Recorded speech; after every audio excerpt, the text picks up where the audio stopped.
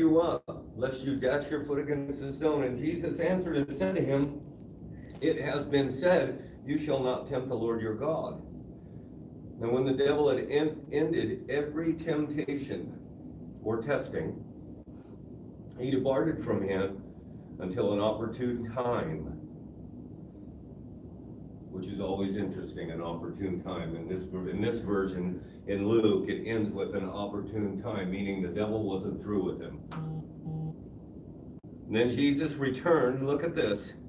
Then Jesus returned in the power of the Spirit to Galilee, and the news of him went out through all the surrounding region. And he taught in their synagogues, being glorified by all. So here's Jesus. We have to understand, Jesus is always our example. We always go back to Jesus in everything in your life. If I don't know, if Jackie doesn't know, if Bev doesn't know, go back to Jesus is always your example in your life. And I don't like using that, but what would have Jesus done in this situation, kind of, even though I remember that, I know we laugh. I was preaching one time and I kind of was real popular back in the day, what would Jesus do? And I kind of said one time, I'm not sure if I'm down with that because, what Jesus would do is what Jesus had already done. So while we're asking what Jesus would do, he already did it. So is that right? Something like that. Yeah, and so I kind of I never wanted to stop with what right here where Jesus would do. I always wanted to get over into doing it. And should have been done, or let's get it. So anyway, we always look to the Lord Jesus, and this is an absolute example for us of transition. If you read and look at his ministry, he was awesome up to this point. People were hearing. I think he did water into wine before this. So he's doing things, and his word of Jesus is going out, but he has to go through this testing, which is literally a transitional stage. Literally a transitional stage, and you'll notice that he was alone. And that's important because Jesus said, whatever I go through, you're going to have to go through. You're not greater than the master. You're not greater than the teacher. If the teacher has to go through stuff, then so do you. So he's alone in this. And he's being tested in everything there is, physical, emotional, mental, material, everything. He's being tested in this stage. And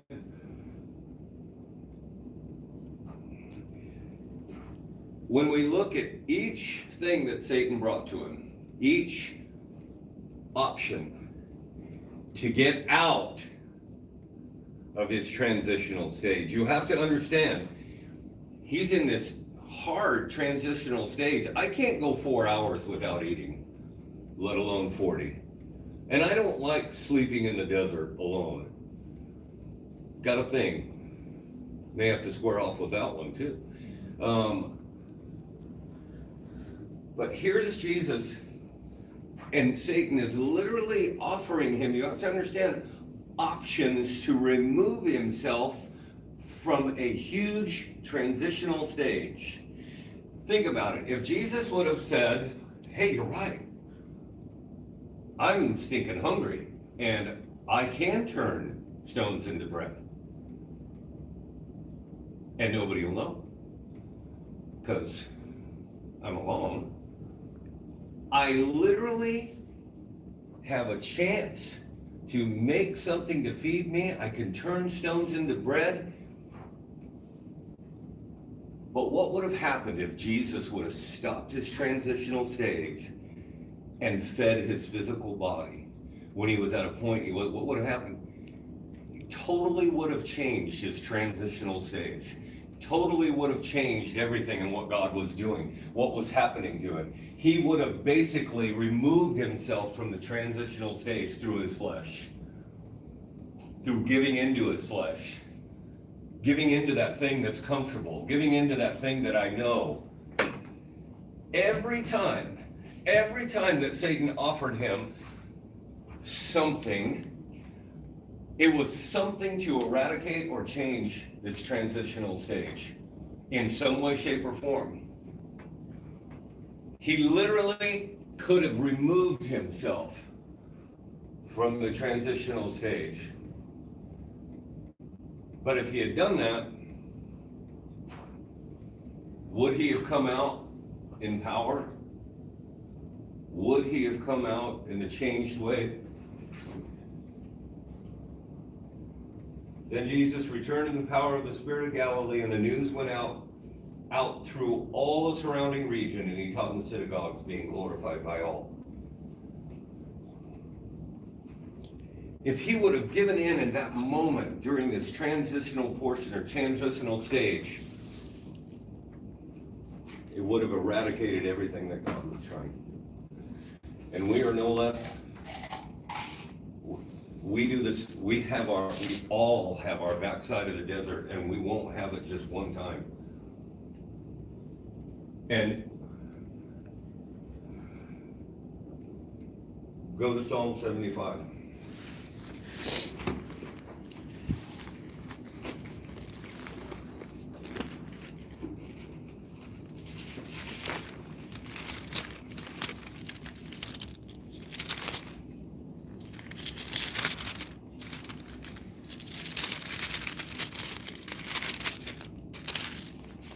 Actually, let's start at 22.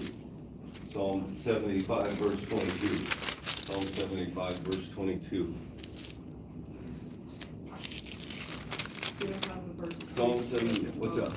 You don't have a verse 22 in Psalm 75. Nope, sure don't. Oh, I'm sorry. Psalm 73. Oh, Thank okay. you. You're welcome. Like, wait, I don't know what? how I got 75 in my head, but 73, verse 22. I'm going to start at 22. So foolish, stupid, and brutish. I'm reading it amplified right now, like Micah has over here. Was I, and ignorant. I was like a beast before you. Nevertheless, I am continually with you. You hold my right hand. You will guide me with your counsel, and afterward receive me to glory and honor, or honor and glory. Whom have I in heaven but you? And I have no delight or desire on earth besides you. At the end of transition stage, at the end of transition, we should be able to say that. That's where we should be. Where nothing, there is nothing in my life. There is nothing that I want, that I can do, that I can be, besides Him, besides the Lord. There is literally, in whatever we have to do, you guys, you young folks, you got Mom and I that are 2/3 of the way done. You guys are 1/3 of the way there, not quite 1/3, maybe 25% of the way. You're maybe 35% of the way done. Mom and I are 66% of the way done. Your transition, where you're going, what you will be, what you want to be, all comes through this bottom, from this. There is no one else on earth. There is nothing in heaven for you besides the Lord.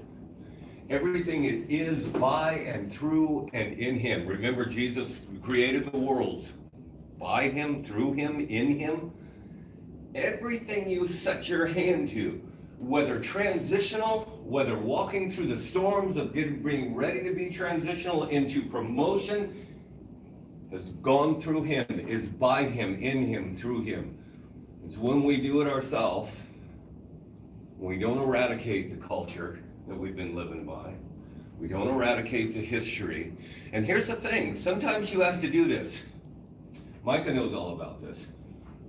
With me, we talk about it. Jackie knows all about it. I think that we've talked about it a little bit. We all have a history. You have a culture from your family. God bless them. We love our families. But we all have a history. We all have a culture. We love our family, we love our parents. Bev, you love your mom, but there's issues there. Love my mom, she went to heaven, 2 years ago, year and a half ago. But there was issues. Love them, but there was a culture that I grew up with that had to be just radically changed and transitioned out of, and doing it was not easy. And there were storms. So there comes a time when you do have to look at your history and ask God and your culture, Lord, what about my culture and my history? What about it? What is there that needs to be eradicated, changed? What do you need to touch? What needs to be healed? What do I need deliverance from? Lord, what needs to change that I can walk in your culture, your history, and transition? And so I think this morning I'm preaching transition, and I don't know what Lucas is going through or anything. He may be on top of the world right now and selling art, baby. Micah's transitioning, Jackie and I are transitioning, Barb is transitioning. Not Barb. I Bev. say this, what's that? Not Barb. Bev. Bev. Sorry, It's okay. I do that all the time. All the time. Barb knows when I say Barb, I mean Bev. I could even say Nicole and she'll know. I know who he's talking to. Larry. Whoa, Curly. So I think this morning I'm trying to shout out, and I'm preaching by faith, because the Lord gave me nothing for today, not even a word. Usually what happens for me when I go and ask the Lord, what do you want? I get a verse, I get a thought, a premise, I get a couple of words, and then the Lord just builds off of it and does what he wants to do. This morning I had nothing, except that Bishop Galloway sent me that word, and it hit me like a ton of bricks that we are in a transitional state. Jackie and I firmly believe that this spring or summer, we're gonna pop here. Something's popping growth here. So some things are gonna happen. Getting our ordination and our licensing and all of that IRS stuff, going through with that, we have all the paperwork, and so we've made contact. That's a huge deal, because I've been asking for years, how are we gonna do this? I have no idea, and it's just happening. It's effortlessly happening. And I feel, and I can tell in my spirit that I have to keep up with the Lord, because I always step back and go, okay, let me figure out how we're gonna do this. And the Lord's already provided and already moving down the road, and I'm over here going, well, let's see if X equal cosine, trying to figure it all out, and the Lord's like, come on, up here, like I used to do to Micah, come on, get up here. When we would go places, when Micah was little, I love telling stories on Micah. When she comes and she hates it. It just makes me think of it. We went to a crafts fair in Oakhurst one time, and Michael was like little. And I was always afraid Michael was gonna get away and lose, because I got lost in the fair one time. I was walking like 6 years old, holding my mom's hand, and like thousands of people in Fresno, and we're walking, and I look up and I'm holding this lady's hand. I don't even know who she is. And I was like, I didn't know where my You're mom not my was. mom. Everybody was like shoulder to shoulder. I had no idea how my hand got from my mom's hand to this lady's hand. And she looked down and said, hi. That was nice. So what we did with Michael was we took a piece of paper and I wrote her name, full name, her address, phone numbers, and everything. And we rolled it up and we put it in her little thing in her hair. So like if we did lose her, she was tagged. Pull out the word, this is who I am. They didn't have chips then, maybe we could have chipped it. I was so scared to death that Michael was gonna get lost in the scope of things, in the troop, and all the people and what have you. Anyway, I'm gonna stop there. I'm ending there.